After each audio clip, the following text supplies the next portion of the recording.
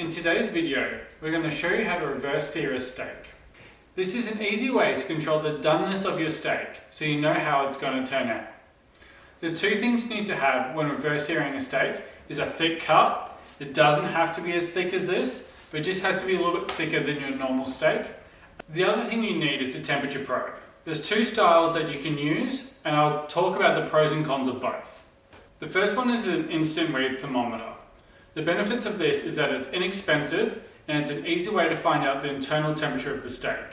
The downside of this thermometer is you need to take the steak out of the oven to test it, which isn't the best when it's not ready, so then the oven drops temperature.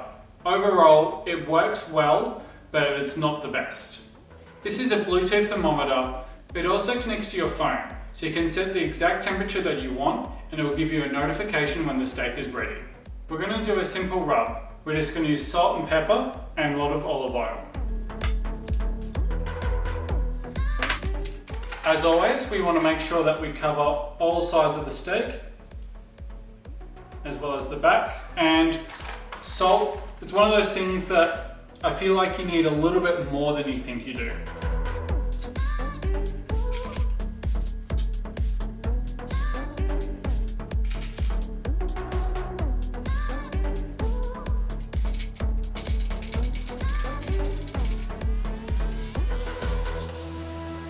We preheated our oven to 135 degrees. It's now up to temperature and the seasoning's applied, so it's time to put the steak in. So now we're just going to put our meat probe into the center of the meat. We just need to make sure that we keep it away from the bone, as that will affect the reading.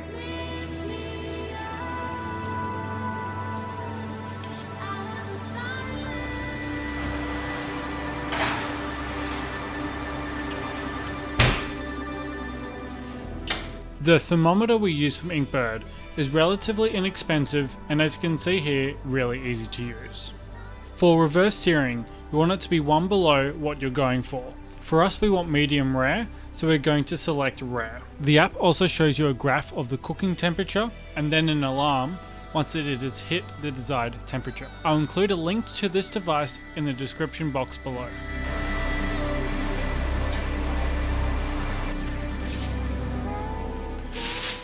So now we're going to wrap it for 10 to 15 minutes to let the juices soak back into the meat.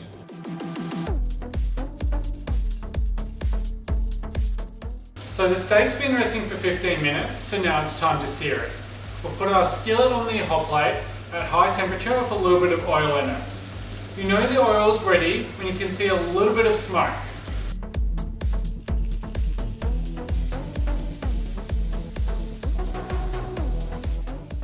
We're going to cook it for roughly a minute and a half for each side. So there you have it, as easy as that. So now let's cut into it and see how it looks. So we're going to cut across the grain so the steak isn't chewy, and that is looking perfect.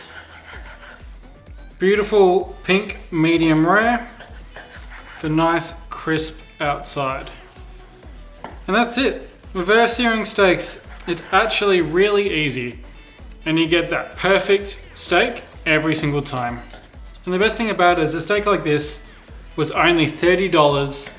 It's going to feed me and Ellie with probably some leftovers, and it's so much cheaper than what you get at a restaurant, and it's probably going to taste just as good because this is a ribeye. It's a damn good cut and it's going to taste beautiful. So we're going to plate this up and show you the final result. So for tonight's dinner, we decided to pair the steak with some sweet potato chips and some sauteed capsicums and onion. For more easy recipes, don't forget to subscribe to our channel, and we'll see you in next week's video. Thank you.